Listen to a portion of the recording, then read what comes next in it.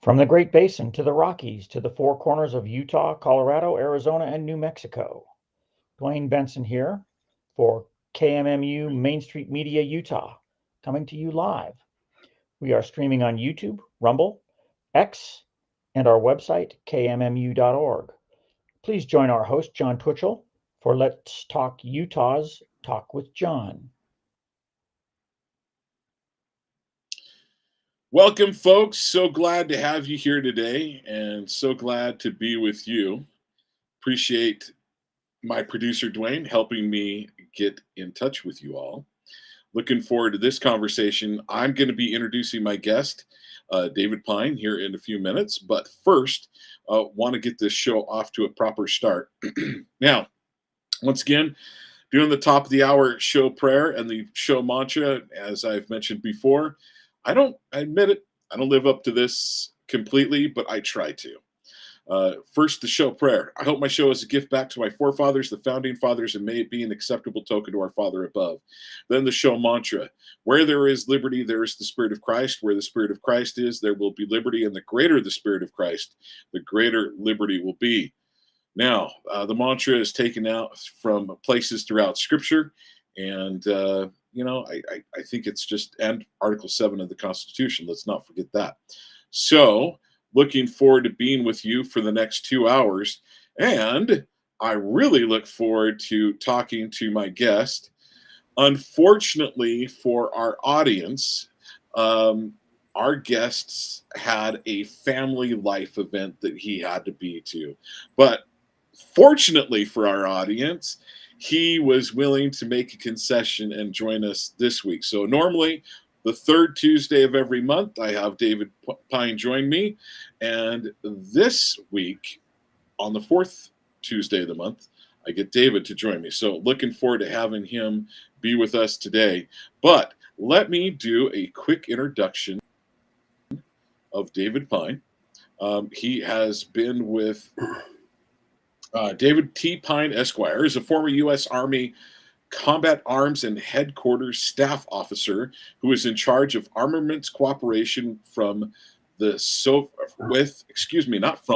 with the former Soviet Union, Eastern Europe, the Middle East, Africa, and the Americas from 2000 to 2003, with an MA in the National Security Studies from Georgetown University. He is the former president and current Deputy Executive Director of the Task Force on National and Homeland Security. He also serves as a member of the Committee on the Present Danger of China. He recently served as Defense and Foreign Policy Advisor to former Republican presidential candidate Vivek Ramaswamy. He has also co-authored the best-selling book Catastrophe Now: America's Last Chance to Avoid an EMP Disaster. And he's got a new book that's I think it's just about out, Restoring Strategic Defense, that he will be publishing soon. He also serves the editor. He serves as the editor of the Real War newsletter, and you can go to that at dpyne.substack.com.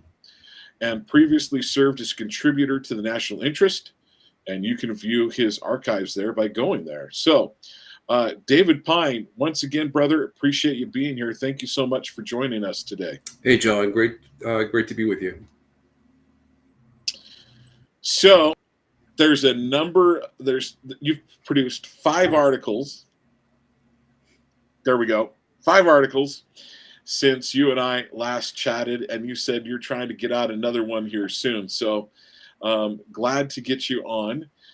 Let's go to what's happening in Ukraine, and want to get your thoughts. Let's start with, what should we start with? President Trump overturns I think this one is worth mentioning first. President Trump overturns the liberal international order. The globalist EU leaders were still dealing with that. One of the things that is involved in that, in my opinion, with overturning this significant situation and tamping somewhat down on the globalists, it has everything from tariffs to to the military, to just peace agreements over in Europe. I just want to hit that on a real general level. What are your thoughts? Well, what a whirlwind it's been the last 5 weeks. As you mentioned, I've published about 5 articles in the last 5 weeks, and my articles aren't just the small ones. They're kind of deep dives that or appear as about 15 pages on my computer screen, rather than the 2 that we normally see, or the page and a half. But I think it all started out with the NATO security meeting, the Munich Security Conference that's held every year in February. And Hegseth, of course, came out and said that Ukraine isn't joining NATO. They're going to have to give up most of their territory, if not all the territory that Russia has annexed. And we're not going to send peacekeepers to Ukraine. And if any European countries or European allies send peacekeepers to Ukraine, then they're on their own. If Russia decides to attack them, we're not going to Article 5 is not going to apply. So the U.S. will not provide any assistance to NATO peacekeepers under attack in Ukraine. So those were pretty revolutionary. And then, of course, J.D. Vance gave the speech where he said that the greatest threat to Europe isn't from Russia or China. It's from authoritarianism coming from within the EU. And he cited several remarkable instances where, of course, Romania canceled their presidential elections because the Donald Trump of Romania won. Essentially, what we were all afraid that Biden would do to Trump in, canceling the election or trying to steal the election or invalidating the election results. That's what happened to the Romania First nationalist conservative candidate in Romania.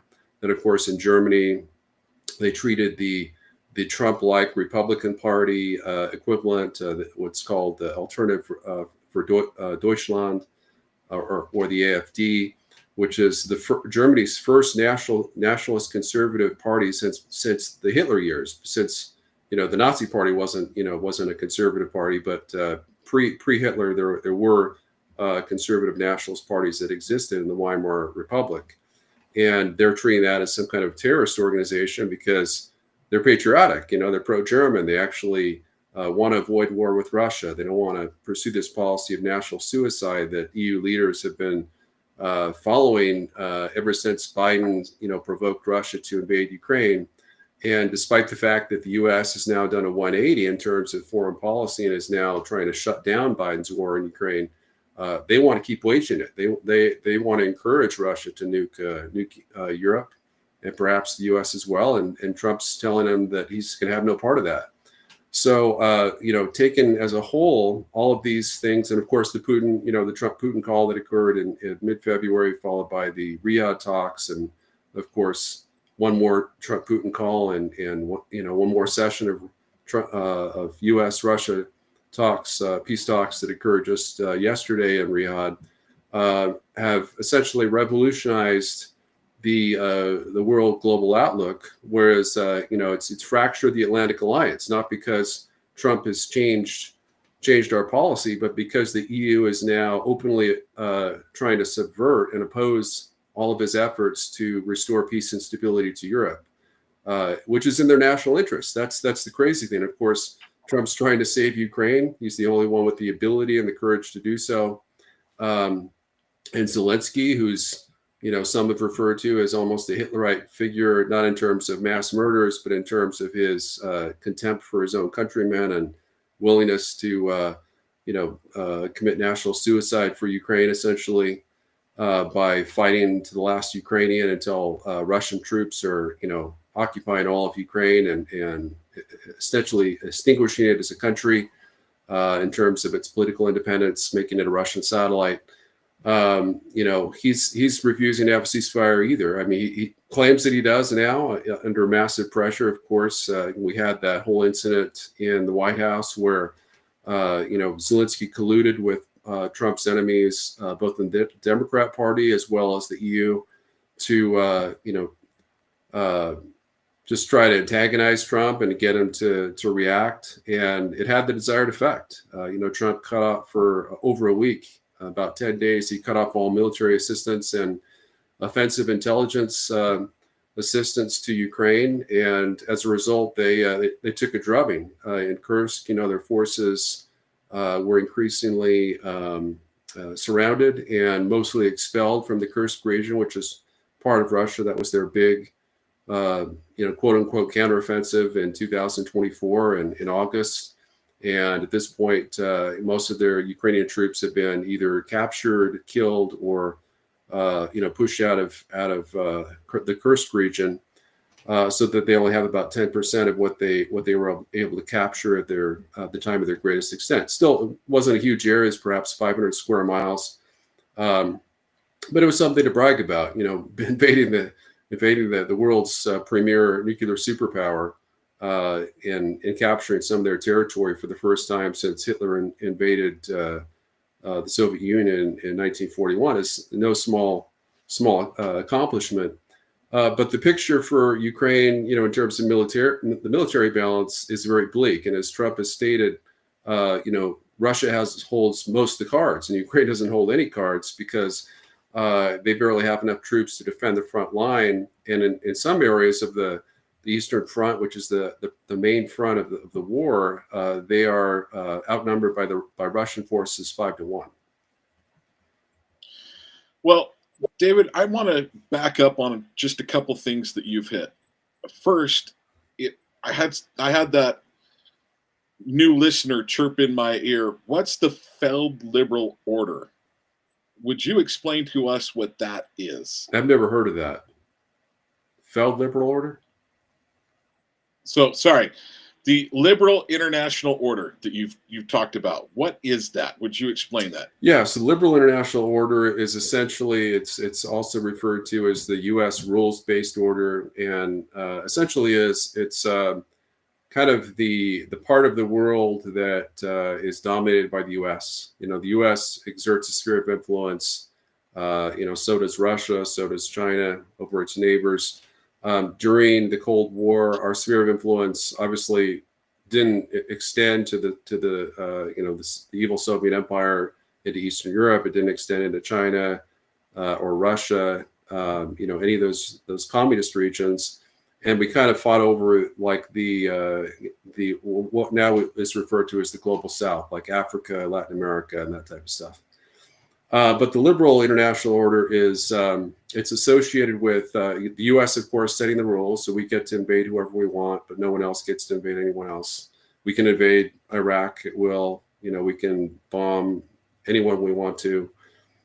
So it's very similar to the old British imperial system, in which they were the dominant superpower during probably for a century prior to the U.S. becoming the dominant superpower in 1945. Following the atomic bombings of Japan. The British used similar euphemistic language to describe their imperialist order, which was, certainly a more oppressive order than the U.S. Order has been, because the British imperial system, of course, they directly controlled and subjugated 26% of the world's people and population. Whereas, the U.S. system is much more indirect. We have client states, of course, in Europe. We have client states in the Middle East.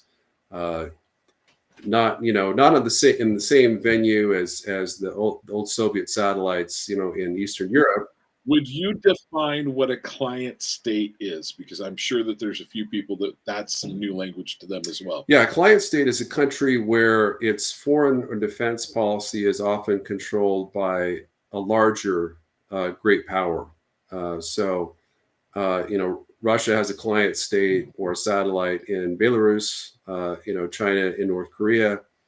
Iran, I would classify as kind of a joint, Sino-Russian satellite. Of course, maybe a client state. And of course, Iraq is kind of a client state or proxy of Iran. So those are some examples.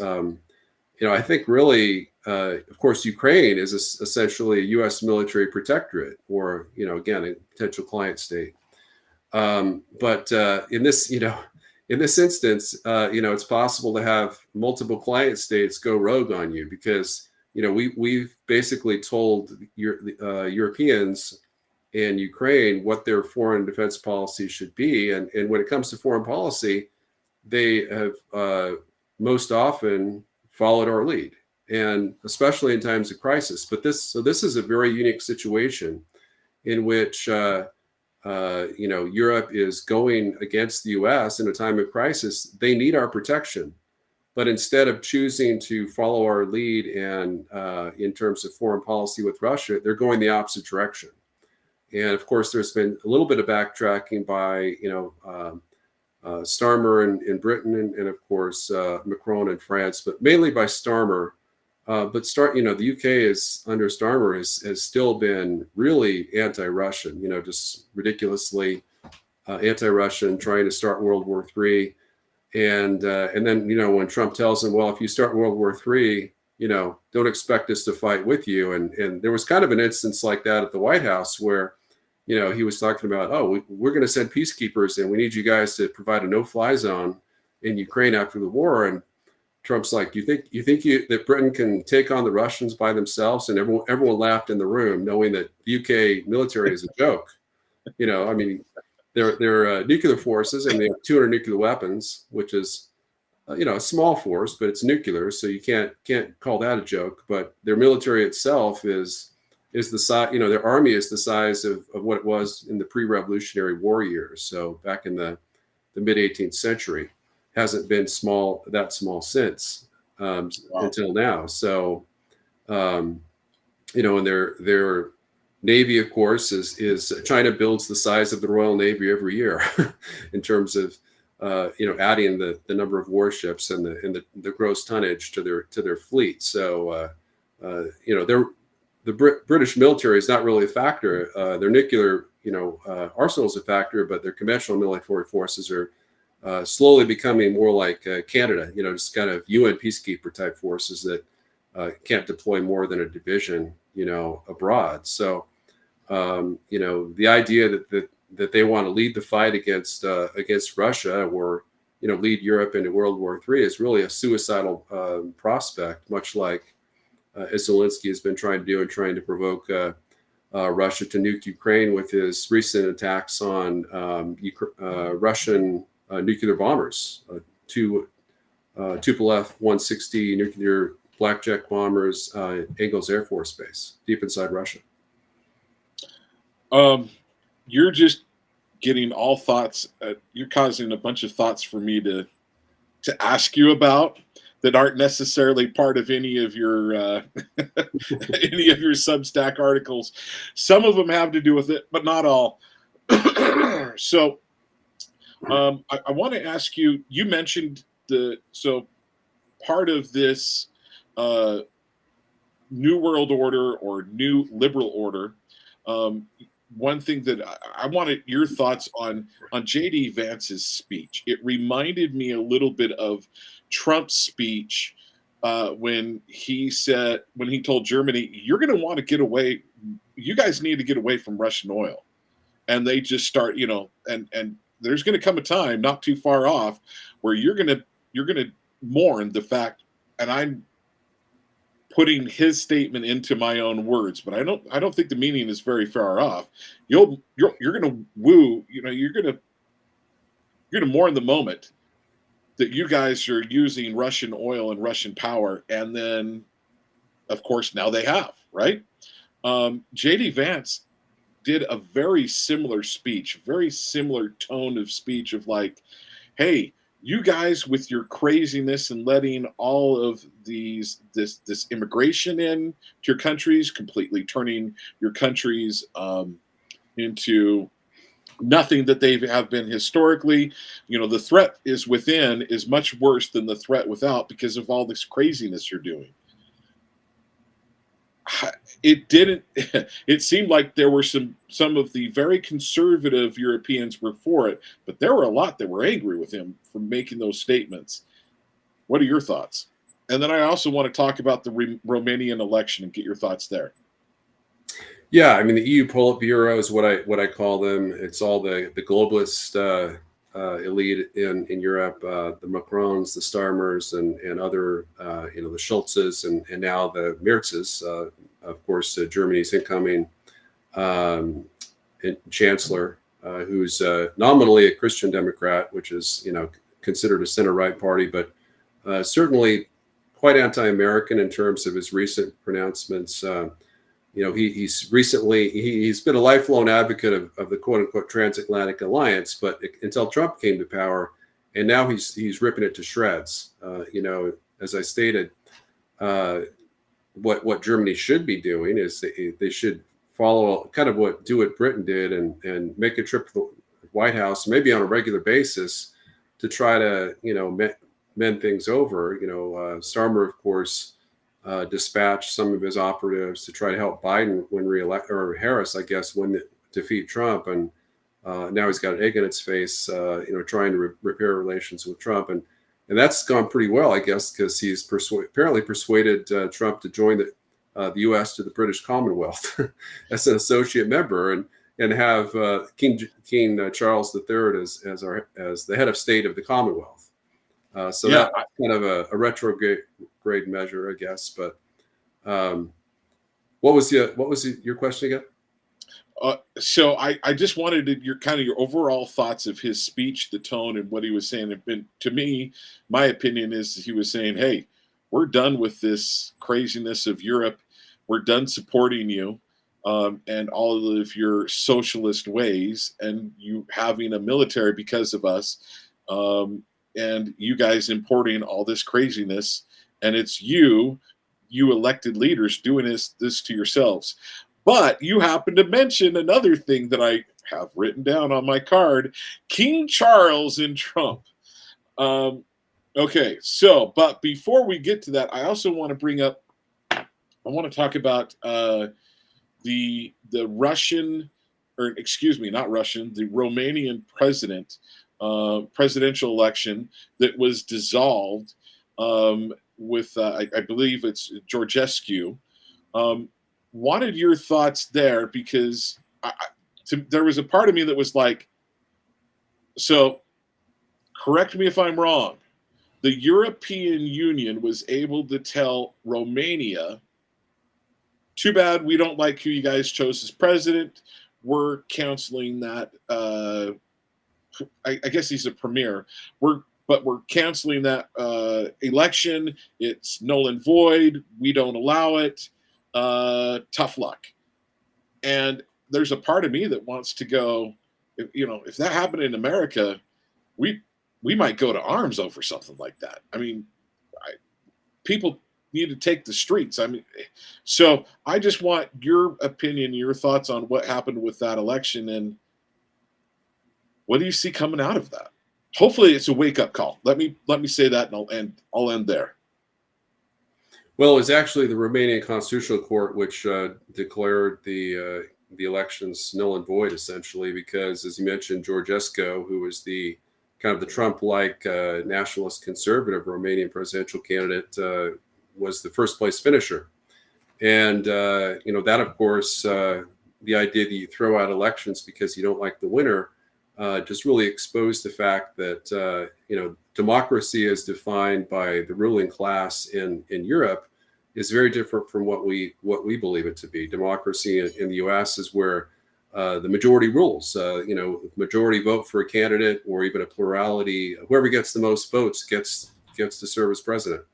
But in Romania, if you're, it's much like the Soviet Union. The Soviet Union, everyone got to vote. And whoever got the most votes won, but all of the folks on the ballot were members of the Communist Party.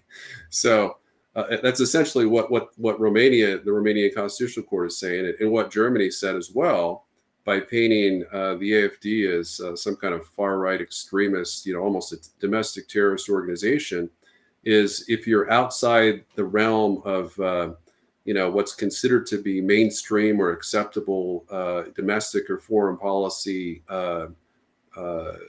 expression, then you don't get to, we're gonna persecute you. Do what Biden did, which is arrest, try to have Trump arrested, jailed, prosecuted, put away for life, and die in prison. that's literally what Biden tried to do to Trump, and it's only by the grace of God that he failed, and of course Trump was preserved from an assassin's bullet, with a very, very near-death experience. But the right-wing conservatives, the nationalist conservatives in Romania, they're not finished, but they did succeed in arresting their presidential standard bearer, Georgescu. He was arrested and he was released from jail, but he was basically told, put on censorship that he could not post on social media or anything like that, or probably even give interviews until the election's over. So, not only was he disqualified, his free speech rights were completely curtailed to the point where he doesn't have any free speech until someone else wins the election. That's kind of pro globalist in Romania. So it's sad to see that that's the type of thing that, of course, the Biden regime encouraged that. Doge is Elon Musk and Doge are exposing the fact that U.S. aid bought up, they spent $500 million to fund disinformation campaigns, global media across the world. Russian President Vladimir Putin mentioned this during his interview with Tucker Carlson. I think it was like February 4th or thereabouts last year, in which he said, he was asked about Russian propaganda, and he's like, well, there's no way we could expose the fact that that Biden destroyed Nord Stream, because the U.S. controls, the global propaganda machinery of the world. Essentially, that it used to be the Russians were best at propaganda, and we kind of copied their methods, and now kind of the globalists are in control of all of the messaging in the Western world, and much of it is false, much of it's untrue propaganda. Why do you say that? Well, I mean, whether it's woke liberal propaganda or it's, disinformation about the war in Ukraine. I mean, General Jack Keane, former vice chief of staff of the Army when I was an Army headquarters staff officer, he, basically stated that U.S. and Western intelligence agencies have confirmed that not only does Putin want all of Ukraine, but he wants all of Eastern Europe as well. So basically, he wants to conquer the entire former Soviet Empire, including, 20 different captive nations that were liberated in December of 1991. And there's no basis in fact for that. And yet, the left-wing globalist media, portrays that as almost religious dogma. So that's just an example of the propaganda lies that are presented as fact. So we're definitely bouncing around on some topics here, but you brought it up. King Charles and Trump, the letter that was hand delivered from His Majesty to you, Mr. Donald Trump. I wanted to see Donald Trump just take that letter as soon as he got it and gone. Yeah, there you go. And I think he said private letter. I've got a private. His Majesty asked me to deliver you a private. I mean, it was very close to this. His Majesty asked me to deliver you hand deliver you a private message, and there was a part of me that was like, man, I think the chances of that being something good are about 1%, maybe. I don't think it was anything along the lines of "Way to go, Trump! Proud of you."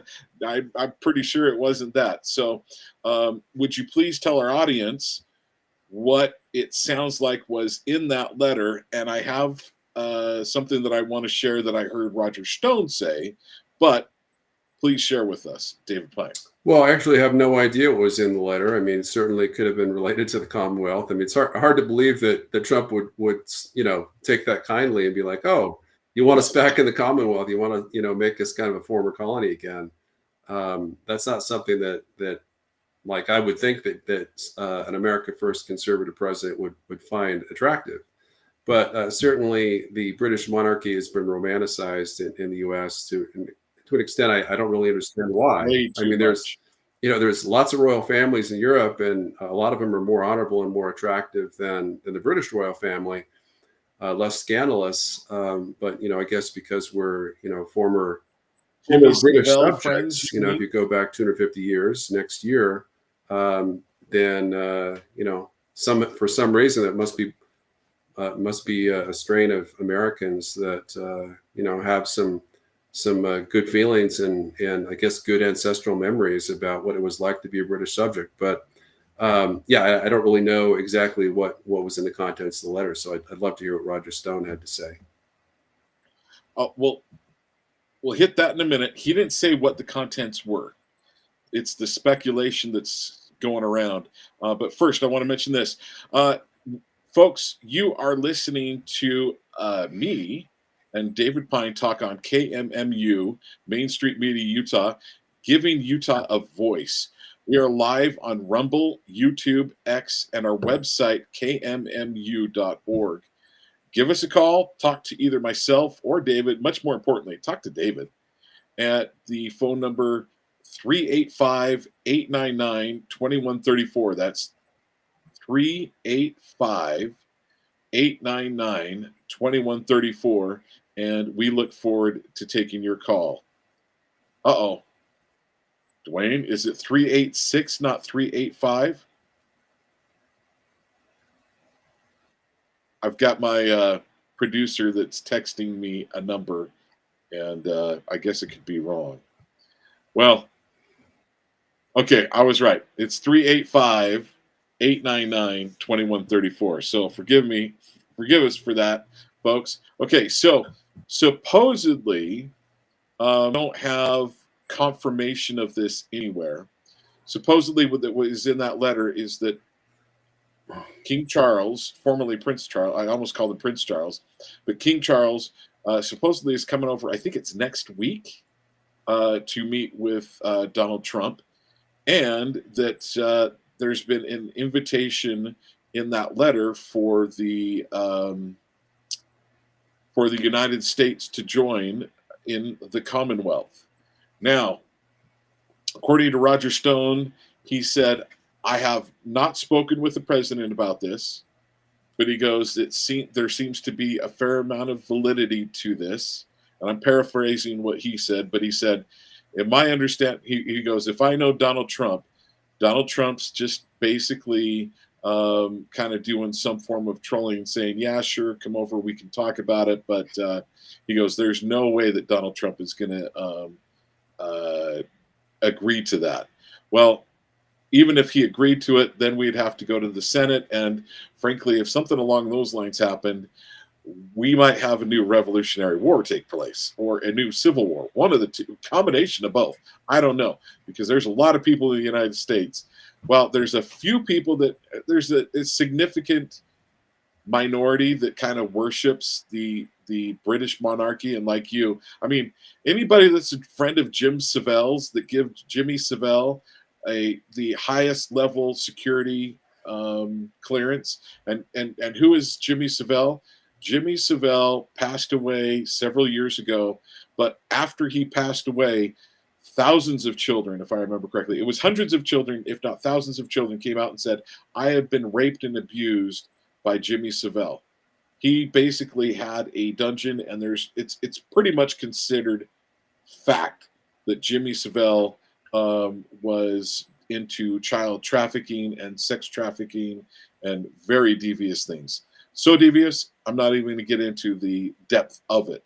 And not only, so he had clearance that he could go into any one of the royal castles at any time, even if the prince was there. Prince Andrew was told, hey, stay away from this guy, and didn't. So bottom line is, and on top of that, King Charles is happy to admit that basically Count Dracula is his like great granddaddy. He says it's one of his favorite places to go is to Transylvania, Castle of Transylvania. Look it up, folks. Not kidding. So So that was what Roger Stone said. He thinks that there's going to be nothing to come of it. I sure hope that's the case, but that's the scuttlebutt going around. I'm assuming when you mentioned King Charles and Trump, I'm assuming that's what you meant, right, David? Well, it wasn't it wasn't what you said about his ancestry to Yeah, well, the ancestry is not included. We're talking. Okay. So let me be specific. We're just going to put the border around it of offering the entry into the Commonwealth. Supposedly that's in the letter. Yeah, that's what's being reported, and Trump apparently responded positively to that whole idea, which is it's very ironic because here he is, threatening to annex Canada and make it the 51st state. Essentially, Britain's one of the largest and most important Commonwealth nations in the British Commonwealth, and he's threatening to take it over. Not militarily, but through economic pressure, ramping up the tariffs, etc. And then he's talking about joining the Commonwealth. I mean, my first thought was jokingly, it was at a quid pro quo. If we take over Canada and remain part of the Commonwealth, then you'll approve that. You won't oppose that. Then maybe that's a good trade-off. I'd be okay with that. I don't support Trump's plan to annex Canada, and not directly anyway, because unless they approve it. But for a lot of reasons. I mean, they're a big country, and they should have self-determination. I'd love to see them in a confederation with the U.S., like a North American Union. But this whole idea of the U.S. joining the British Commonwealth and as an associate member, it really goes against the grain of Trump's Liberation Day that's coming up. He constantly talks about April 2nd, and I'm excited. I have to say I'm excited. I know it's not going to be an easy adjustment, but reciprocal tariffs is something I've been supporting since 1992. I was a free trader. I was a unilateral Milton Friedman free trader during high school and college, and then the year I graduated, I read. I learned that fair trade is really the way to go. That's what built up the U.S. and the greatest military and economic superpower in the world. There's no way that the U.S. would be a massive industrial power if we didn't have substantial tariffs during the late 19th and early 20th century, early to mid 20th century. And traditionally, I mean, the Republicans have been a pro-tariff party. If you go back, I think it was 1976. It was the last time we had support for major tariffs in our platform, and then gradually in the 90s we started taking it out. But Trump's brought it back, and it's especially important for us to have reciprocal tariffs with China. I think Trump mentioned that our tariffs with China are in some cases up to 400%, in extreme cases, but a lot of cases 100%. And the thing about reciprocal tariffs is other countries get to set what the tariffs are. We're not setting the tariffs; it's just automatic. This is exactly what I advocated Trump should do years ago, and it just amazes me. I mean, it's like I tell my wife, it's like foreign policy and trade policy Disneyland for me, because every week there's something new that's happening that I've been calling for a long time. Whether it's trying to establish a U.S.-Russia entente to break up the Sino-Russian alliance. That's something I worked with Vivek on with an article in the Federalists back in May and June of 2023, or the trade policy. Trump's doing God's work, I think. So I don't know what to make about this whole British Commonwealth idea. Maybe like you said, he's just trying to troll King Charles. We'll have to see. Well, maybe trolling would be a bad term. Maybe it's something more along the lines of, one thing that Trump is known for is to bring people in, put his arm around them, and then try to negotiate some type of deal with them. Calls him the most wonderful. Tells the world how wonderful Kim Jong-un is, and I don't think he exactly believes every word he's saying. He's a flatterer, and he likes to be flattered. So I think that's a little bit how he works. So I'm hoping that's really what's going on, as opposed to he really has any intent of even looking into that. When it comes to the Canada being the 51st state, obviously I have no desire for that. I don't want that liberal mess down here to be part of the United States. That would be a huge problem. So we definitely don't want that to happen. But I want to get into a little bit more on the tariffs, because you're one of the first people that I've heard talk positively about tariffs in any way, shape, or form. I I somewhat agree with your opinion, and here's the reason. As you said, the reason why, and that is because we have had tariffs on the United States for years, especially shortly after World War II, when we were able to just produce. We allowed countries to put tariffs on us, and it wasn't a big deal, necessarily a big deal, because we were just they were trying to build their economies. So we were, I think, very kind about it, but we've let them stay in place way too long, and to go, it's almost impossible to go and sell a truck or a car over in Germany, but yet we have a ton of their vehicles here because of tariffs. This is something that Lee Iacocca talked about. He goes, when one of my Jeeps crosses the international date line, if it's able to cross the international date line, that Jeep goes up in price. But when a Honda or Toyota come across that international date line and land on the U.S., all of a sudden their cost goes down. So he goes, from what they have there in Japan. So your thoughts? Well, there's a lot of people, certainly in my generation, your generation, that were, completely, let's say, propagandized, but really they were taught wrong economic science, I guess, really. I mean, there's kind of an economic science to tariffs. When you use tariffs in protectionist ways as moderate, revenue-based tariffs to build up your economy. You can use them to build up your industrial base.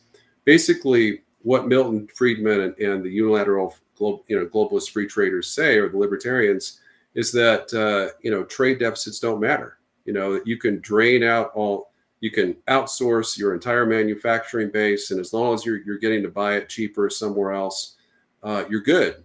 Well, what if your country gets blockaded? What if you don't have any ability to produce more ships, more warships, or more tanks, or more planes?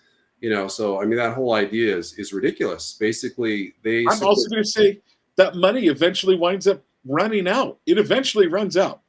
That's right, because that's really the wealth producer is your manufacturing industrial base. So that China learned that lesson, and they now have a manufacturing industrial base that's almost 4 times larger than ours in terms of purchase power parity. So that's why they can outproduce us, 5 to 6 times, in terms of advanced weapon systems. They can outproduce our shipyards by 232 times, according to declassified or leaked top secret intelligence. How many times can they outproduce us? 232 times. That's literal. Yeah, I'm not making this up. Whoa. So, if we were to go to war, I'm not saying they could produce warships 232 times faster, but they could produce ships 232 times faster. So we have a very small merchant marine, by historical standards. It used to be the largest in the world during World War II. Before that, it was the British, and the Germans had the second before, the Treaty of Versailles. But now it's very small. I think we have, I'm trying to think. I think we have, it's just ridiculously low. Like, we don't have enough ships to supply our Navy fully deployed to the Pacific to fight a Pacific war against China. We don't have enough supply ships to keep them in supply. They'd have to keep coming back to Hawaii or other bases of the West Coast to resupply. So, China, if we were to sink their entire, not their entire Navy, but like their entire merchant marine, they could, I mean, as I said, literally it's increasingly well known that China produces the equivalent of an entire Royal Navy every single year. So I don't know what the Royal Navy's place is. It's probably like the fourth largest Navy or fifth largest Navy in the world. Not the first largest like it used to be during before World War II. But that's pretty massive. And people just don't realize that. And when neocons talk flippantly about we can fight China and potentially win a war against Taiwan, I mean, not only are we completely outmoded in terms of our supply chain, our supply lines are, as Trump said, are like 100 times longer, because that's right. Taiwan's right off the coast, and they have all their bombing aircraft, all their missiles can easily range and far outrange Taiwan. And, we have very few bases in the area. I mean, there's just no possibility that we could defend it at all. And if we did, it would be it'd be suicide because, China would take us out with a massive cyber attack on the first day of major combat operations. Didn't I hear something in the news about, I heard something in the news about they have new pontoon ships, speaking of China, that they're building up that people are speculating are for being used to invade Taiwan. Am I ringing a bell? And is that information correct, do you think? It is correct. Yeah. So they're back during the invasion of Normandy, the British built what they could refer to as mulberry ships. And they were basically,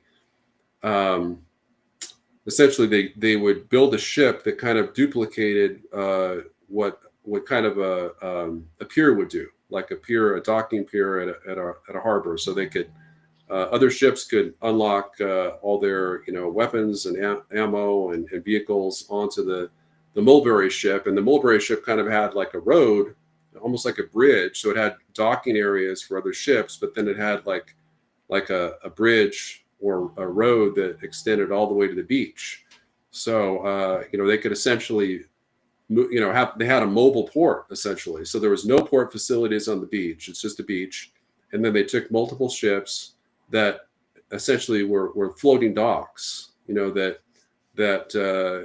created artificial docks to make an amphibious invasion much easier and to allow them to land a lot more troops and tanks and vehicles and whatnot, artillery. And that's exactly what China's doing. And their mulberry ships can actually back up, so they connect to one another. It's not just one; it's like three in a row, and it showed them simulate an amphibious invasion with three of their new mulberry ships connected together, reaching far out into the ocean. I mean, not far, but a ways out, thousands. And people were speculating that would be used in Taiwan. What are your thoughts to that?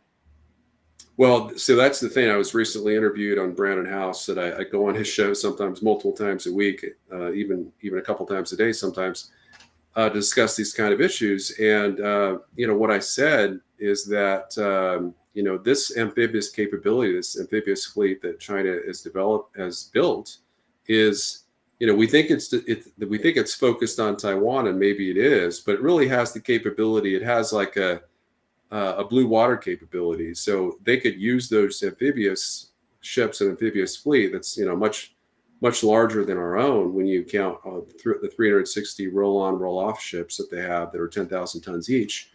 They could use that to invade anywhere. They could use that to invade Japan. They could use it to invade the Philippines. They could use it to invade Australia, or even Alaska, Hawaii, or the U.S. West Coast. So we get into a war with China, and even if they don't use any cyber, EMP, or nuclear weapons, just they would completely outproduce us. It would be essentially the Pacific War against Japan in reverse, because the level of the massive disparity in terms of their industrial production capabilities is very similar to the level that we had against Japan during World War II. So, Japan could sink multiple aircraft carriers, and by the end of the war, we'd build 150 more. I think we had maybe 10 of those were pre-existing, prior to the war, but the other 140, including escort carriers and light carriers, were built during the war, just during the 3.5 years of the war. So,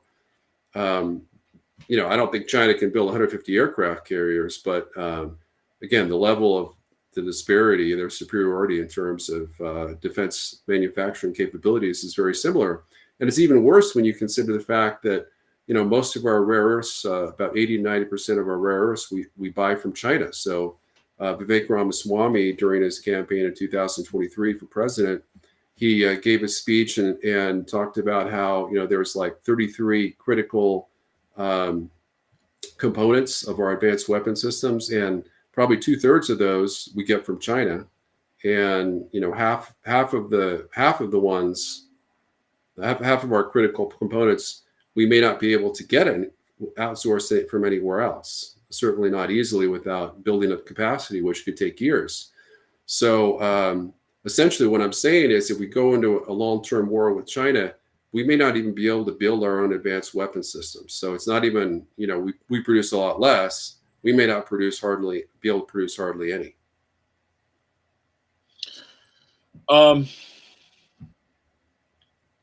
I am really concerned about the naval disparity.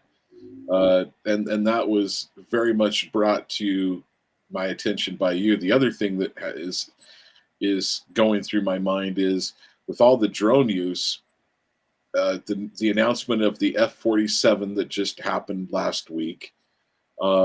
There's some speculation that I heard during. I jumped online and looked into the F-47 because I love fighter jets. I must admit, I have since a kid. But one of the things that it was talking about is, have we gotten to the point now where fighter jets with a manned pilot is no longer needed? There's questions with this F-47. Is it actually going to be piloted? They're going to have someone in it, but it may be more like I think it's WSO or something like that. So, yeah, the pilot in the F-14 up front, you had the pilot, and behind him you had I think it's an RO or something like that. But he was more responsible for the radar and things along those lines. That's what they're talking that it might be.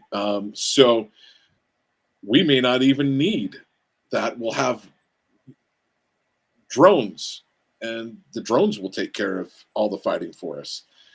That's scary on a different level, but the bottom line is they can, if you have nothing but drones, you can do a lot of damage with drones on a cheaper level than you necessarily can with a fighter jet and the missiles that it costs to shoot those down. Okay, so we're kind of hit the top of the hour. So let's do a quick reset. I want to do kind of my top of the hour intro, and then let's go into this last hour. Let's focus in on Russia, United States, Zelenskyy, and I want to also but before we get into that, I'd like to get your thoughts on what happened on Signal with Pete Hegseth, JD Vance, and the Atlantic editor that was somehow let in. So let me pause for a moment real quickly, folks, and let me give out my top of the hour show mantra and prayer. When it comes to doing this show, I hope my show is a gift back to my forefathers, the founding fathers, and may it be an acceptable token to our Father above. That's the prayer of my heart when it comes to doing this show. The show mantra is, where there is liberty, there is the Spirit of Christ. Where the Spirit of Christ is, there will be liberty. And the greater the Spirit of Christ, the greater liberty will be. One of the things is, man, if we can get the Spirit of Christ back with us, I think we have to worry a little bit less about what's going on in the world. And we will have God's grace with us. I think that's one thing that I've been grateful over the last 4 years. I think we have seen a lot bigger shift of just the common man going, no, I need to talk about spiritual things, and we need to get God's grace with us. That's something that's happened with the common man. That's something that David Pyne's been talking about on a regular basis, pretty much probably his whole life. But the bottom line is that, and even Donald Trump is talking about that a whole lot more. So I'm grateful that is happening, and hopefully we'll get a little bit of God's grace back in our nation. But that's just my thoughts. So let's jump into, I want to hit the first thing I want to hit coming out of this top of the hour is in Signal. There was, which is a app that people will use to communicate. Supposedly, the idea of this app is unless you're let in, it's encrypted information. And I want to read directly from David's Twitter account. This was posted about 6 hours ago. And this is what you wrote, David. The fact that Trump's national security advisor, Mike Waltz, is besties with the deep state liberal Democrat news magazine editor who he has on speed dial that continues to claim that President Trump is a Putin puppet, that is Putin's puppet president, is perhaps the most troubling revelation of this Signal Gate national security breach. And I'm not sure who this is, but Sanel Plubis is right that Waltz is leaking U.S. war plans to Goldberg. That's the National Atlantic. He's the Atlantic editor. Atlantic magazine editor. Is leaking war plans to Goldberg. One wonders that the other Trump national security secrets he has been leaking to Trump's deep state enemies. The whole episode makes me wonder if Waltz is still a deep state neocon himself. Either way, President Trump should demand Walt's resignation and replace him with Undersecretary of Defense Elbridge Colby. So, what are your thoughts on this situation with the Signal mishap? Do you think it was possibly intentional, and does it matter in your mind? So, I mean, I don't think it was intentional. I think there was a greater chance that Waltz added this guy by accident. And in fact, President Trump has come out to defend Mike Waltz despite this, seeming major OPSEC, leak or national security violation, and claimed that it was a staffer that used his phone to add this person, and might have been accidental. So I mean, I can't think of a legitimate reason why Waltz would want to add this neoliberal, this liberal Biden supporting Democrat editor of a major news magazine to a national security chat. So it does seem to be accidental, but the very fact that it happened, it's Hegseth and everyone else, the vice president, Tulsi Gabbard, everyone was trusting that Waltz had created a secure chat room for them to discuss their war plans of the Trump administration and strikes on Yemen that occurred within 24 hours of the chat. And obviously Waltz failed to do that. And Signal's, it's not really, it's much more secure than normal text, but it's not fully secure. And so everyone knows there's backdoors. I mean, China likely has backdoors into Signal. Probably Russia does as well. Also concerning was the fact that at the time of the chat, Witkoff, who was on the chat, our amazing, brilliant negotiator that Trump's been sending to Russia and to Israel and to Qatar to negotiate, peace deals. Steve Witkoff was in Moscow at the time, and that just makes it easier for the Russians to read the chat. So without a doubt, as former Brigadier General and current Congressman Don Bacon has stated, Russia and China were able to read that chat. Now, the good news is doesn't appear to have been any significant classified information shared in the chat. It was certainly sensitive, and to the point where the Democrats during a Senate Intelligence Committee hearing were trying to demand that if it's declassified or it's unclassified, then why just release the transcript, right? But obviously that's not going to happen. There's definitely sensitive details or information that the Trump administration doesn't want to have leaked to the public.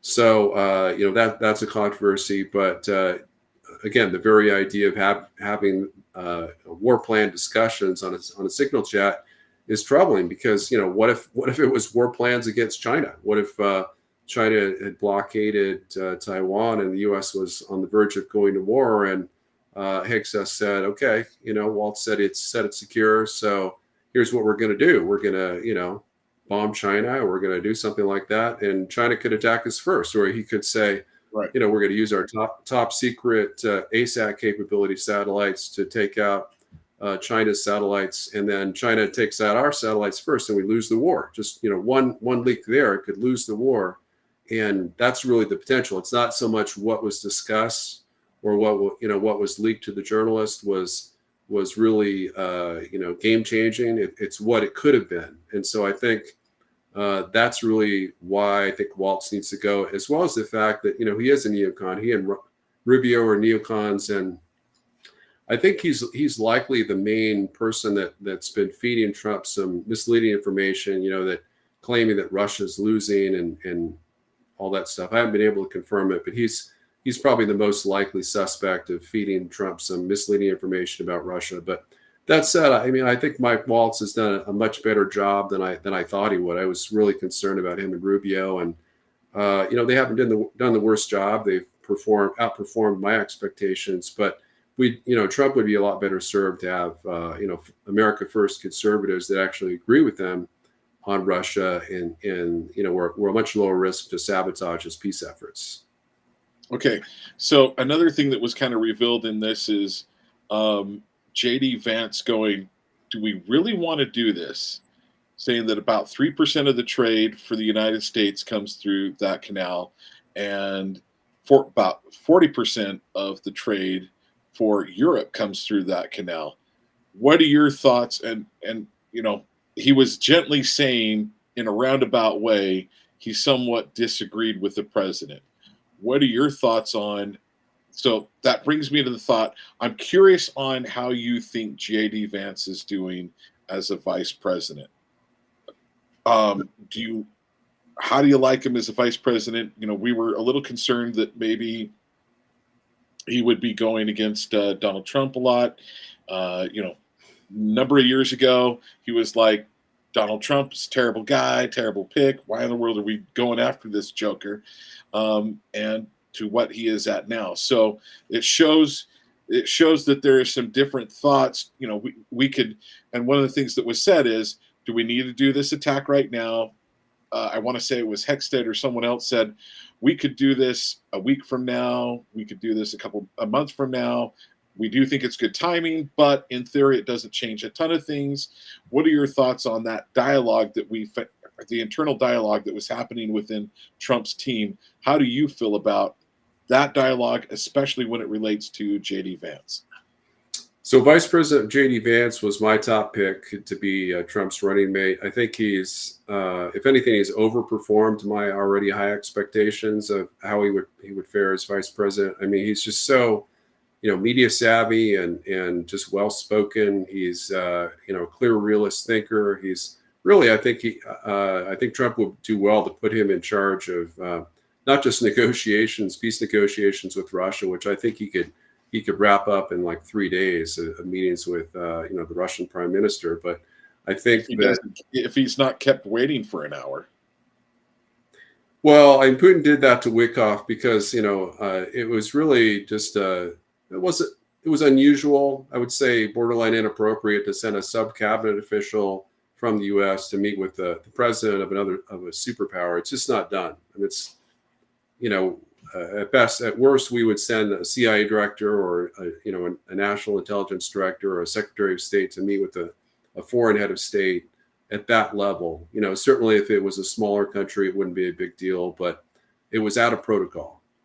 That said, I think the Russians really like Wickoff. Wickoff has spoken well of Russian President Putin. Obviously he's not an apologist for Russia's invasion of Ukraine, which was illegal under international law. But certainly he understands the Russian perspective. And that's what, that's a breath of fresh air, because he doesn't buy the neocon disinformation propaganda line that Russia's invasion of Ukraine was unprovoked. It was, and there hasn't been a more provoked war in modern history. Biden just gave him no other choice, essentially, but to invade, because in 15 years of Putin trying to resolve the Ukraine and NATO crisis diplomatically, we told him to pound sand, especially towards the end.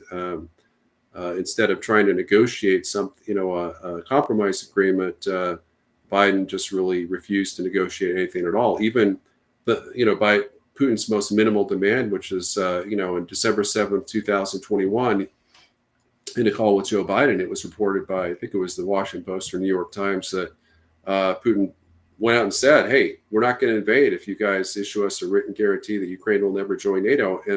And basically Biden's response was, "Well, we're not going to recognize any of Russia's red lines." Well, you can't say that to a nuclear superpower, that has the ability to obliterate your country and 250 million of your citizens in the space of 10 to 30 minutes.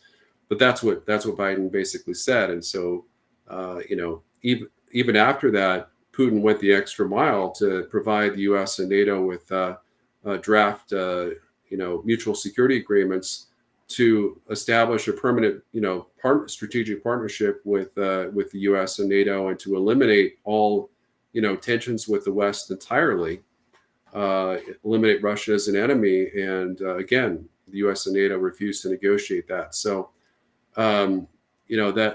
that's what's so great about Wickoff. That's what's so great about the Trump administration. But, Waltz and Rubio have been kind of, slower to get on board the Trump peace train, I think. So what grade would you give J.D. Vance as vice president? A+. I am very pleased with what J.D. Vance has done. So, well, thank you for sharing your thoughts with Signal and what happened there. So one of the questions that I had is, how do you like that internal dialogue that happened with him? I'm going to tell you my opinion. I loved it sounded like there was thought, counter thought. Yes. I like that type of dialogue. I like hearing that that's happening before we go and have a military action. Well, I think, as you mentioned, Vice President Vance had the best reaction, the best comments. It's important to question the prevailing narrative. I've always said that if I was in Congress, during the Ron Paul years, he wouldn't be the only no, because I'm always willing to take a stand, even if everyone else is telling me to do the opposite. There might be certain circumstances where I might fold on that just to maintain political viability, but that's essentially my position. And Vance obviously didn't take that position. He's a team player, but at the same time, he was saying, is this really a good idea? I mean, we're pushing peace in Europe, and now we're starting a new war with Yemen when they're not attacking us. They hadn't made any attacks. They threatened to, but they hadn't. So really, it was us making the first move and bombing them, and it's really, I really think it's against the U.S. national security interests, because we are expending, we've expended hundreds of our Tomahawk missiles that we need to fight China, and they're irreplaceable. I mean, literally, the production rates of Tomahawks and standard missiles, SM-3s, and for air defense, are pathetically low. I mean, it's going to take us several years to replace all the missiles that Biden and Trump have fired at the Houthis, and for what? We've decapitated some of their leadership, but they have supersonic anti-ship cruise missiles and ballistic missiles that they can fire back at us. And the only way that we're going to get rid of them is to stage a ground invasion of Yemen, and not even the most ardent neocons, seem to want to do that. So basically, just like the U.S. Navy under Joe Biden lost our war with the Houthis, it's an unwinnable war for Trump to fight them as well. I also think if this is what I hope J.D. Vance was saying a little bit it's time for Europe to stand up and, do a little bit of defending their own area. If 40% of their trade's going through there, they need to be more responsible for their own defense and their own shipping lanes as opposed to the United States. I hope that that was part of the message. And in fact, I'm kind of glad that that leak was let out so that thought process can be out there. Yeah, I mean, that was probably the most encouraging part of the signal chat is that, between Vice President Vance, Defense Secretary Hegseth, and Steve Miller, the president's deputy chief of staff, they were all saying, hey, Europe's a bunch of freeloaders. We want to get, we should get compensated for this. We're doing something that they can't do. They don't have the naval power or the, even the ground power to attack or invade Yemen and hit the Houthis. So, they should be paying us money. And I think that's absolutely right. And Trump's been saying that quite a bit lately. I think he even said it with Taiwan, or basically like if they want us to defend them, they may have to start paying us money, paying us billions of dollars. And I think that's a good idea. It just the whole, the difference between Trump and Vance is I think, Trump is instinctively America first. He comes to the right decision on most foreign policy issues, but it's more transactional for him. It's like he's able to, as a businessman, a real estate mogul, he's able to look at a war situation and say, okay, what's the cost benefit for us? For under Biden and his deep state predecessors, it was all ideological. It's like, well, we hate Russia, so let's try. Or how much money are we getting paid by China?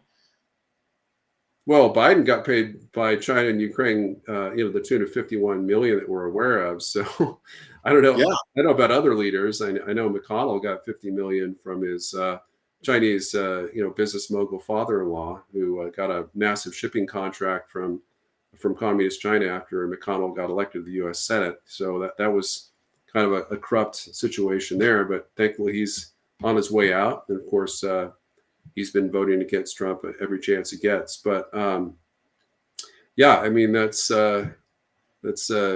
absolutely a concern. But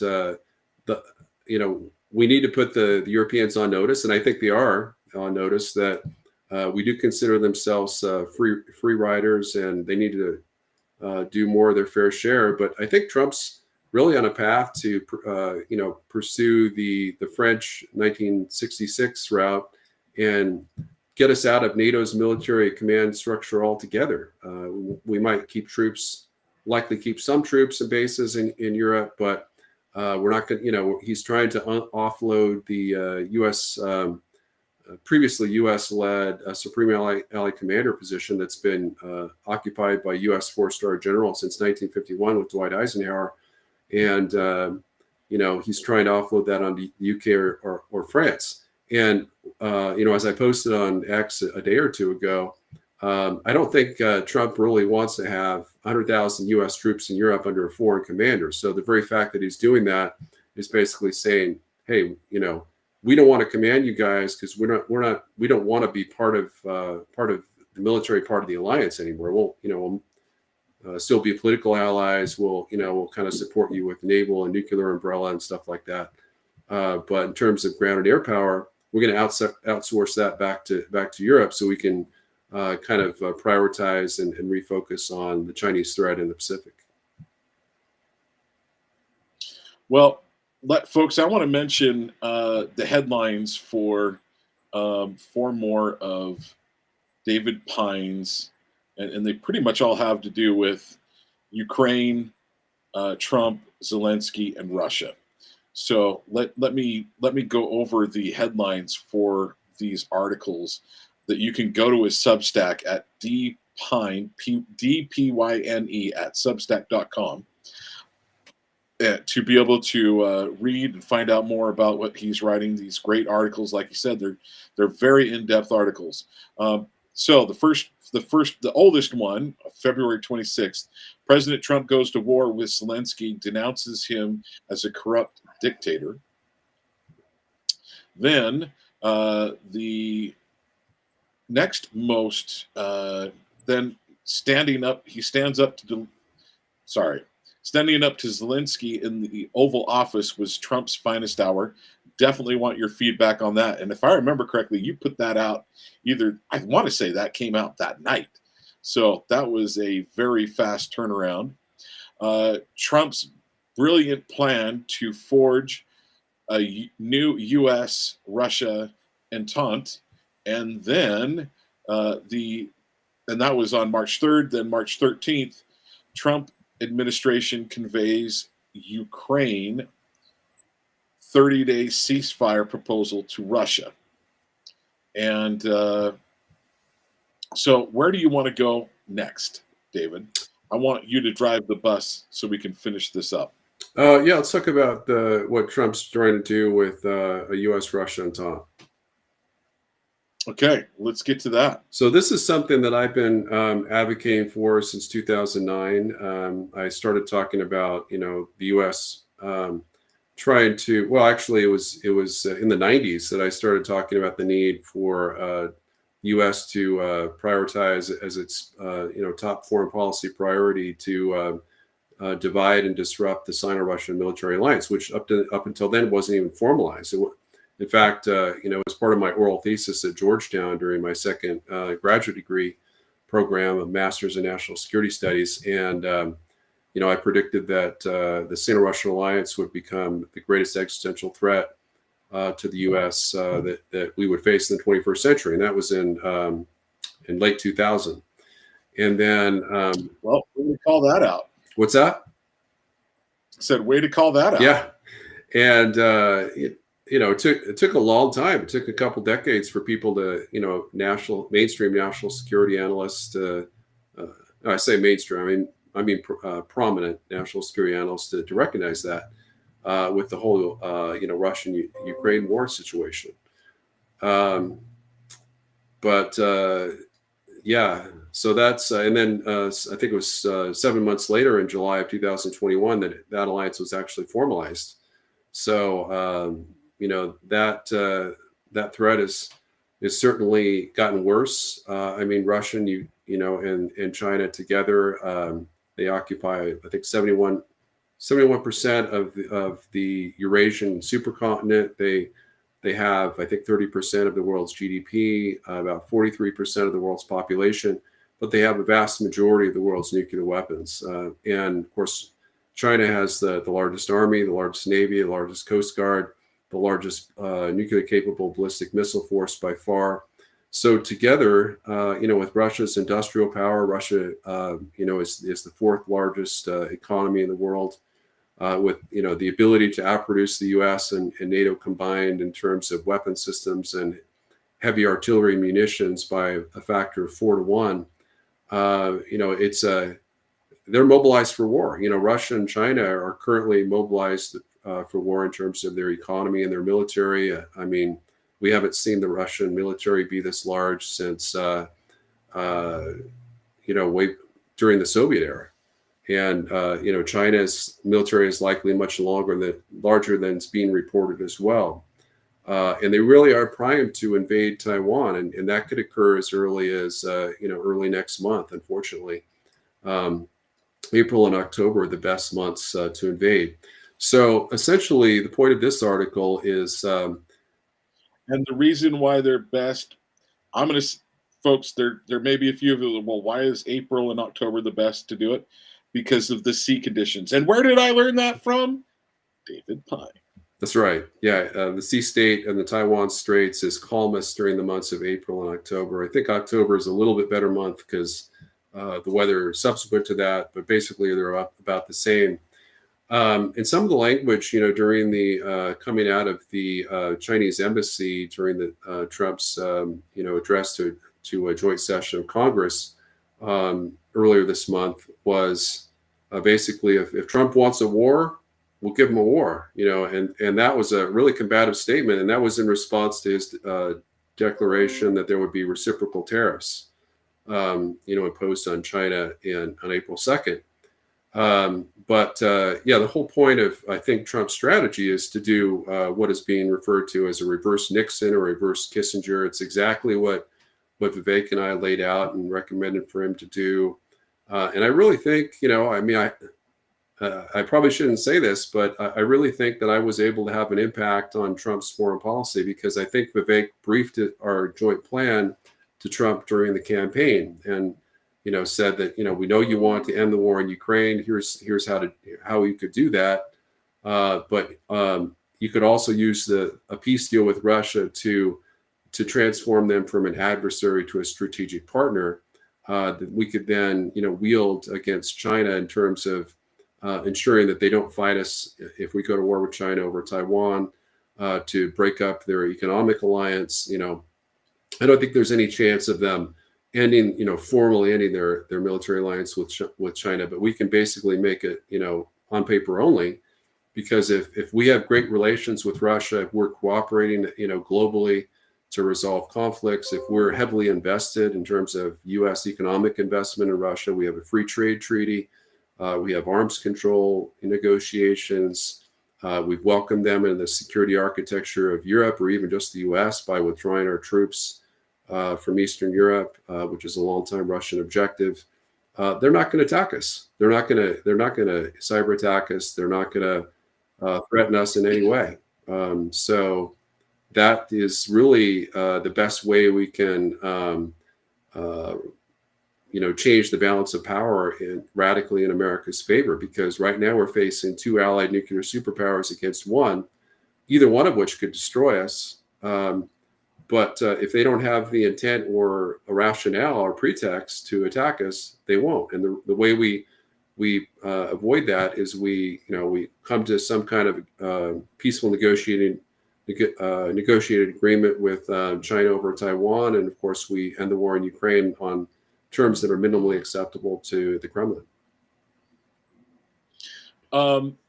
Another thought is, Russia has a bunch of rare earth minerals, and if we could get that coming to the United States as opposed to going to China, that is very helpful in us slowing down China, and very helpful in us pumping up our own economy and defense. Yeah, that's a great point, and I haven't even thought that through enough. But recently Putin offered, in response to the whole minerals deal with Ukraine, which is kind of a joke because they don't really have much to offer. Since Russia's already occupied a lot of their rare earth, mines. Russia has, he offered I think it was 2 million tons of aluminum, something like that. But they have other rare earths. Aluminum, of course, has long been used in weapons production. But wouldn't it be great if we had Russian rare earths and we were dependent on Russia instead of China? Because China, Russia doesn't have a malevolent intent against us, and is really, as Sumatra Mitra, the American conservative magazine, is basically reactive power. It doesn't attack other countries unless we first provoke them or do something to threaten them. So that's why Putin never made a move against another country while Trump was president, because he knew that Trump was trying to get us out of NATO, and he wanted to a comprehensive peace deal with Russia. And thankfully, there's no Trump Russia collusion hoax this time around. So Trump is free to do what he wanted to do during his first term. I mean, just think if Trump had signed some kind of strategic partnership agreement with Russia 8 years ago, there wouldn't have been a war in Ukraine. A million casualties would have been saved on the Ukrainian side.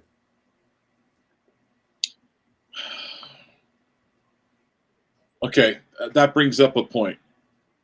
Do you think that overall it's been better for the United States to have the 4 years of Biden and a separation with the new Trump, and then we went from 45 to 47? Do you think that we're going to wind up having better long-term results? My biggest concern, though, right now when it comes to the Trump presidency is the economy. Yeah. I am really concerned about the economy. It is struggling. Part of that is I think Trump has to eat a little bit of that on his own, from that he was willing to buy into the COVID lies and didn't fight harder to say, no, we're not shutting down our country. Now, he did defer and say it's up to the governors, but he even got after DeSantis a little bit for telling for his state saying, no, we're not going to shut down. So Trump seems like a different man this second term, and I don't know that we would have had that had we not had Biden for 4 years. What are your thoughts? Well, I sympathize a lot with what you're saying, and to one extent or another, I believe it. But I think ultimately, Biden is really, I mean, he put the world on fire. There's too many fires for us to put out. It's going to take Trump's entire term to repair the damage that Biden was able to do to U.S. national security during 4 years, and Ukraine is the biggest example of that. But also, building up China as well. So, I mean, like I said, there wouldn't have been a war in Ukraine if Biden hadn't provoked it. So, I think we would have been a lot better off if Trump's re-election victory had been recognized by the Supreme Court, and all the attempts of the Biden Democrats to overturn it had been defeated. But unfortunately, it was the exact opposite. The courts, kind of Gadiant robbers for folks, LDS folks. In the courts, federal courts were able to side with the folks that were trying to overturn our republic, and the Biden election steal was ratified essentially. But that was the most amazing thing for me, is that I'm shocked that I couldn't find an instance of a single state that the Democrats stole from Trump, and I knew of at least 6 that were stolen in the first. In the 2020 re-election campaign. So that again is a great blessing from God that we were able to ride our electoral system, at least for that election. And I continue to suspect there were some ulterior motives to why the Democrats didn't do it, because I don't think the U.S. or the Republicans were successful enough to fight election fraud to account for all of that. But I think you're right. I think Trump is a changed man, and part of it, I think, was his near-death experience. I think he's learned a lot. I think he's freed himself. He appointed a lot of deep state swamp figures to his first term cabinet, and those are now gone. I mean, he's appointed some new ones, granted, but a much higher percentage of America First conservatives to his cabinet and senior positions that totally agree with him. That was the thing, is he appointed a lot of folks, even like Robert O'Brien as national security advisor, that prevented him from pulling our troops out of Afghanistan and Iraq and Syria, and they're all there. They're all still there, and they likely would have been all gone by 2021 if Trump had appointed folks that agreed with him to those types of positions. I'm sorry. Let's get to the correction. I just want to go ahead. Correct the misstatement. Yeah, our troops in Afghanistan are obviously gone as of summer of 2021 under Biden, but the ones in Iraq and Syria that Trump said he ordered withdrawn are still there. I figured that's what you meant. So, but way to correct it. Want to go to let's move up to the meeting. Standing up to Zelenskyy in the Oval Office was Trump's finest hour. I want your thoughts on this. Do you think JD Vance?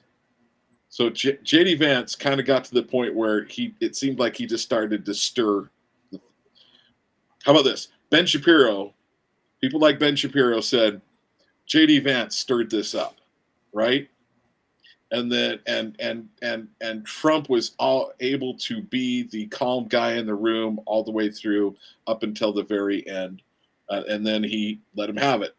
And I agree. I love that.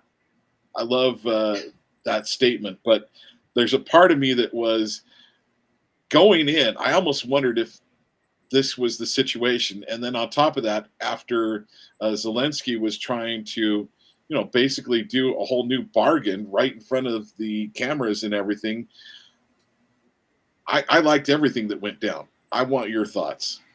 My wife told me she couldn't stop laughing as she was watching parts of the video as Zelensky and Trump were arguing. I got interviewed on that on the spot pretty much.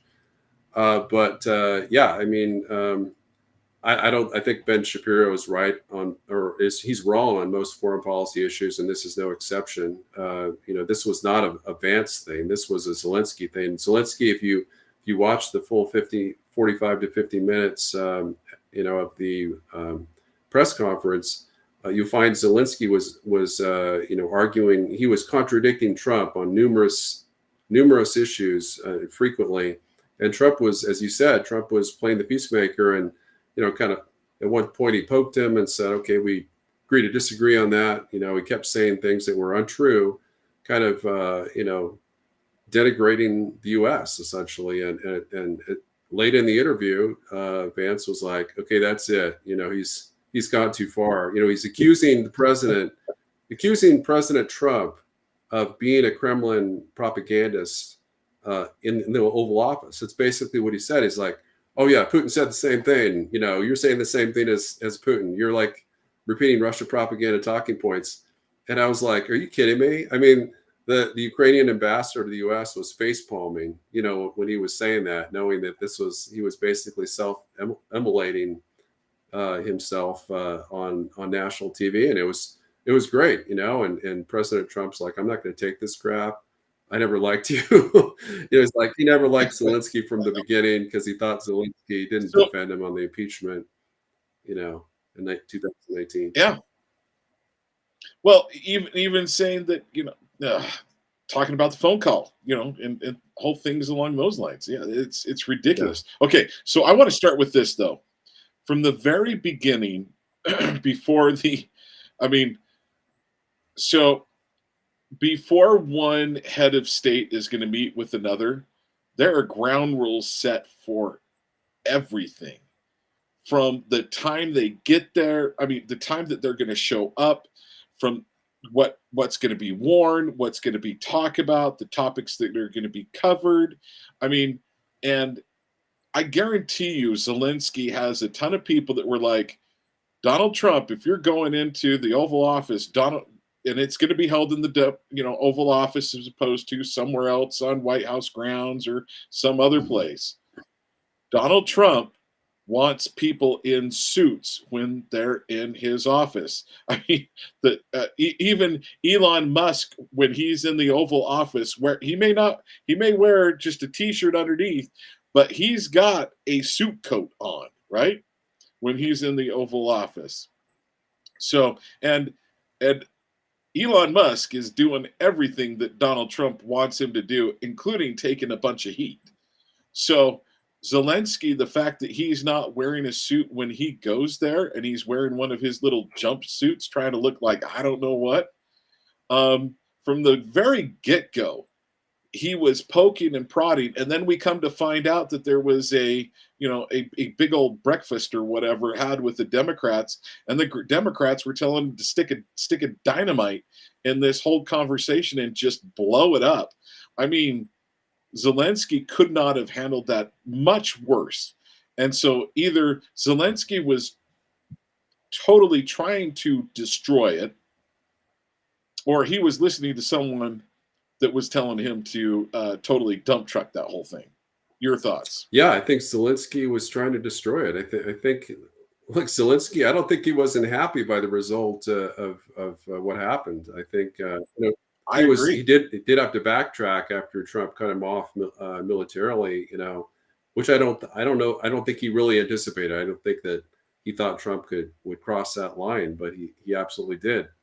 But you're right. He met with some of his sycophants in the U.S. Senate, and most, of course, were on the Democrat side. Lindsey Graham was in that meeting as well, and some other folks that really kind of rhino deep state neocon Republicans in the Senate that are pretty much never Trump or America last type folks. So basically, Bush Cheney wing folks that came of age in politics during that time when when we were doing all their own stuff in many other countries, and trying to be the biggest bully in the block and starting wars left and right. But yeah, I think he deliberately did that, and he was told that it was so uncanny. Like after that whole blow up where he had that meltdown in the Oval Office and insulted Trump so much, started the argument. It's not just it was Democrats and EU Politburo leaders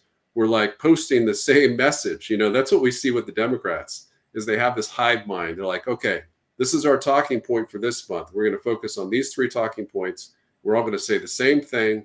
And then, it's kind of like the whole, the quote from Stalin is if you tell a lie enough, then often enough people will believe you, if it's said enough. And that kind of works with the, indoctrinating the American people to believe things that aren't true.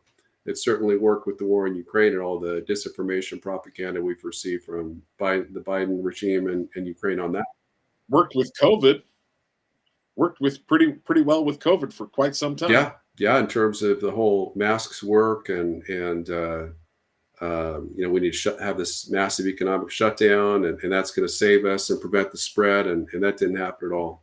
Or that the vaccine would prevent you from having symptoms. And spreading it. Okay, the reason why I covered my face and just started chuckling, I was walking into a retail place today, just this afternoon, and in someone's own vehicle, all by themselves, they had a mask on. I wanted to go and knock on the window and say, let me guess, Democrat, right? Guaranteed. Yeah. I mean, that's one thing. I wear masks happily. I never had any problem with, encouraging people to wear a mask, wear them in church or whatnot. But I'd never wear them in my own home. I wouldn't wear them in a car, certainly not by myself. I mean, there was scientific evidence that it would, if you were sick with COVID, it would help not spread it to other people. It wasn't a be all end all solution. But the opposite wasn't true. So if someone else was wearing a mask and they're not sick, they could still breathe in, the COVID virus and get sick themselves. So that really wasn't very, very useful from the spread perspective. But I do think that Zelenskyy had that all planned in advance. For whatever reason, I think EU leaders wanted to stick it to Trump and then kind of use that to help formulate a new plan for the EU to declare independence from America and, maybe create their own army, their own joint nuclear forces, their own plan as the Starmer plan, for a multinational force, Ukraine, to send troops from 30 different countries with air and naval components to enforce the peace, I guess, in, NATO Bosnia fashion or Kosovo fashion. And you just can't do that against a nuclear superpower. They're gonna, there's a threat that they can nuke you if you send troops to combat troops to Ukraine in force that they don't approve of.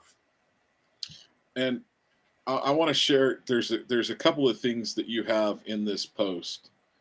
Just a couple of headlines. I'm not aligned with any. This was President Trump talking to Putin. I'm not aligned with Putin. I'm not aligned with anybody. I'm aligned with the United States of America and for the good of the world. And then another, you posted his a tweet from him, or an X post, whatever you want to call it. We had a very meaningful meeting in the White House today. Much was learned that could never be understood without conversations under such fire and pressure. It's amazing what comes out through emotion. And I have determined that President Zelenskyy is not ready for peace in America, is involved, or if not ready for peace if America is involved, because he feels our involvement gives him a big advantage in negotiations. I don't want advantage, I want peace. He disrespected the United States of America in its cherished Oval Office. He can come back when he is ready for peace. So one of the things that I'm going to give to Donald Trump is, even in that tweet, he was extending an olive branch of, hey, when you're ready for peace, let's talk.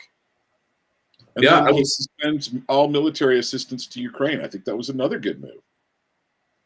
It was a great move, and I wish he would still suspend it. You know, I was opposed to lethal military assistance to Ukraine from day one. I thought it was a red line that could get us into a shooting war with Russia. And thankfully, it hasn't happened yet, but we've come perilously close. I mean, you know, Biden intel officials, the former Undersecretary of Defense has stated way back in 2023 that you know, there was a 50% chance assessed by the CIA that Russia would use nukes against Ukraine back in September of 2022. So we came closer to nuclear war than at any point, you know, since the Cuban Missile Crisis. And the Democrats, you know, Biden knew that, and he just kept piling on. You know, he didn't, instead of taking a step back like any normal president that cared about his country, and saying, "Oh, yeah, we don't want that. We don't want to see Ukraine nuked, and of course that could escalate to a full nuclear exchange with the U.S. So we're gonna try to support peace." He did the exact opposite. You know, he sent long-range U.S. missiles that were nuclear capable to hit deep Russian targets, and that was a clear red line. That honestly, if Putin didn't think that Trump was going to win re-election, I think that very well could have led to a direct shooting war with Russian missile strikes against NATO, including NATO headquarters. Really? Yeah. Wow. Well, we still have one more article. Trump's administration conveys Ukrainian 30-day ceasefire proposal to Russia. That was back on the 14th. This is, so maybe I misunderstand, but one of my biggest beefs with Putin is still, I don't think Putin is as good of an individual as people like to give him. And one of the reasons why that I don't think he's as good of an individual as people like to give him is, if I understand correctly, he made President Trump wait almost an hour for the phone call that was supposed to happen. Am I wrong in understanding that in the media, in information that was relayed in the media? Do you think that's a no big deal? Was there something else going on? And then another thing that supposedly happened is Putin, right when the President Trump and the United States was coming up and saying, hey, we want a 30-day ceasefire. Actually, there's another point after that. He launched a missile attack on Zelenskyy's hometown, was reported in the news. And then the last thing is, he was saying he didn't want a 30-day peace proposal because he didn't want Ukraine to rearm itself. Well, my point to that is, are you not going to rearm if there is a ceasefire? Okay, so those are some of my counter. I know that some of the people who are on my side of the fence most of the time disagree with me on those thought processes. Where am I wrong? Well, I really doubt that that's true. I doubt that Putin would make Trump wait an hour. I haven't heard that. It's certainly possible, but I'm very skeptical that happened. You know, Putin, in fact, has gone out of his way to make it clear that he supports Trump's drive for peace, calling it a noble drive that Russia fully supports. He prayed for Trump. At least he told Witkoff that he prayed for Trump when he was shot, and he also had him hand deliver a portrait of President Trump that was painted by Russia's top artists, top painters. So that seems highly out of character for Putin to do that. Putin, is really, I think he's very, maybe not excited, but he's very enthusiastic about the fact that, Trump is really on the same page with Russia.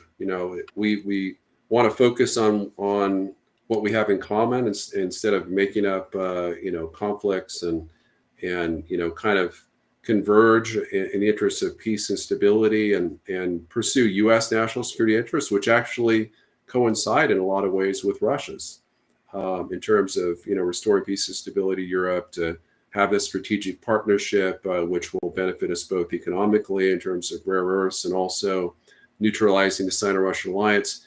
Putin has long wanted to be friends. It behooves every national leader to have friendly relations with potential adversaries, and to transform adversaries into strategic partners, if not friends.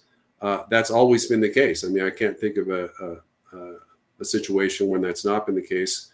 President Nixon was he wrote a book called The Real War, which Reagan was seen with a copy in the White House, or just leaving the White House. That was the book that informed my foreign policy views in 1985 when I read it as a high school student, and it was pretty brilliant.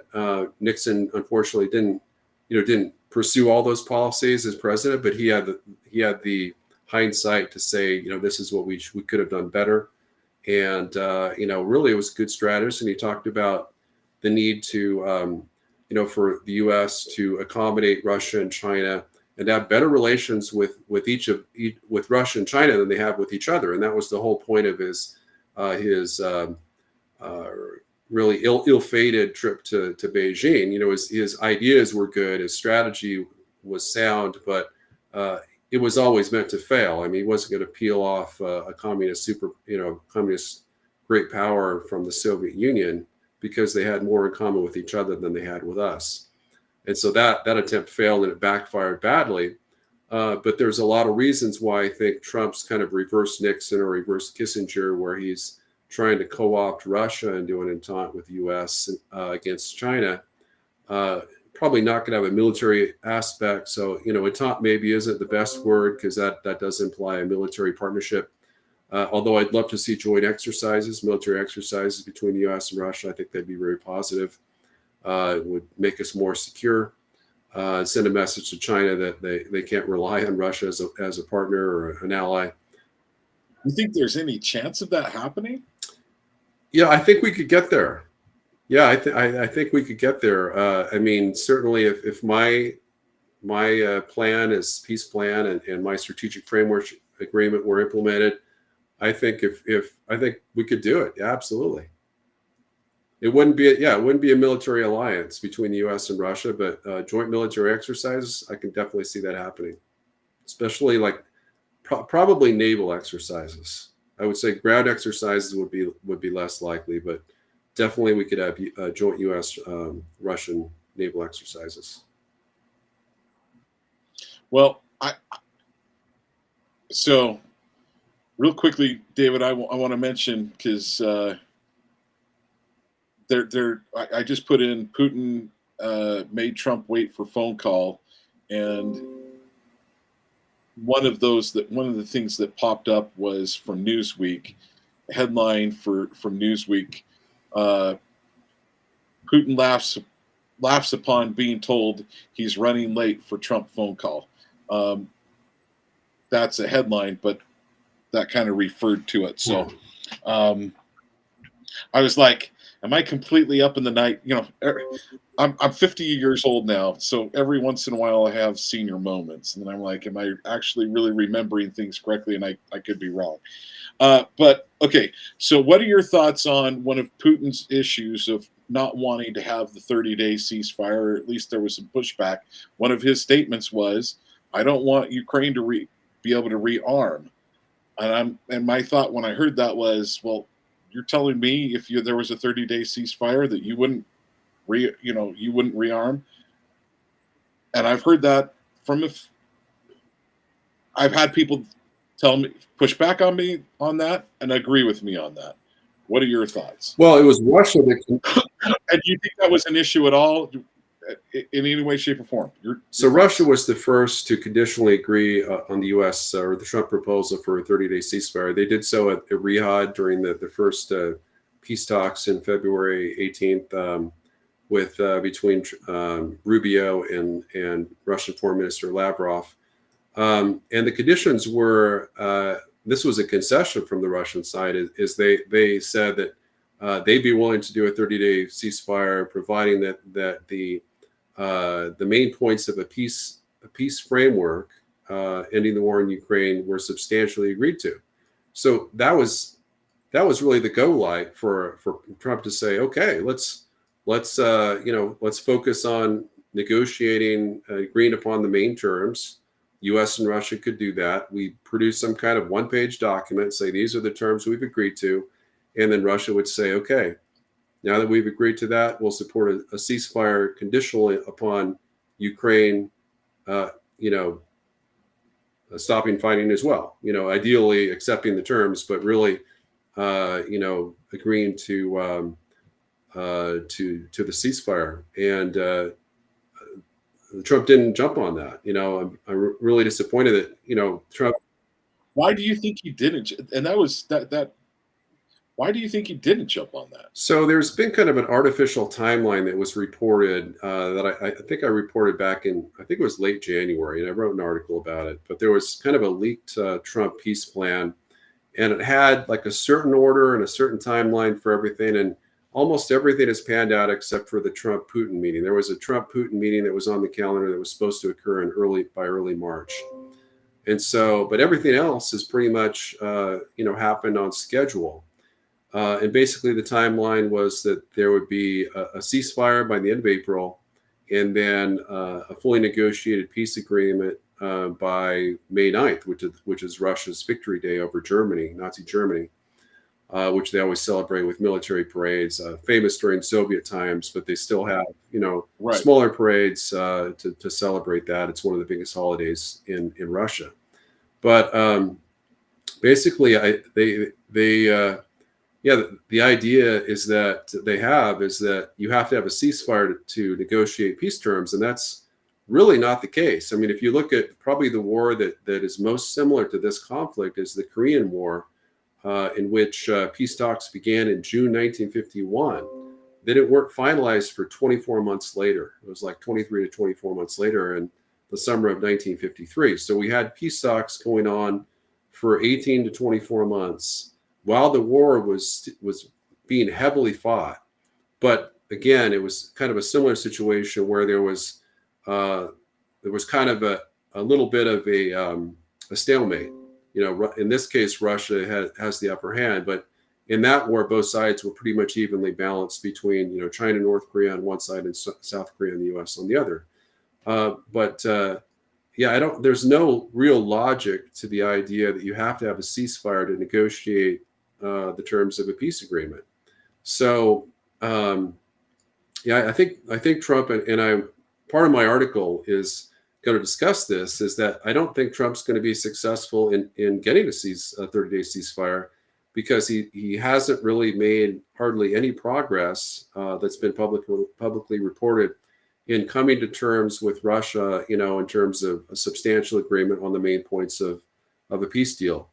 So I think that's part of him having bad advisors. The initial author of his peace plan was General Kellogg, who's, notoriously anti-Russian. In fact, he's so disliked by the Russians that after Trump appointed him, to be special envoy to Russia, Putin declared him persona non grata and said, if this is the guy you're sending to lead peace talks, we're not going to meet with him. We won't even have talks at all. And as a result, you can see that he was reassigned. He's never showed up to any of the Russia talks because they won't talk to us with him there.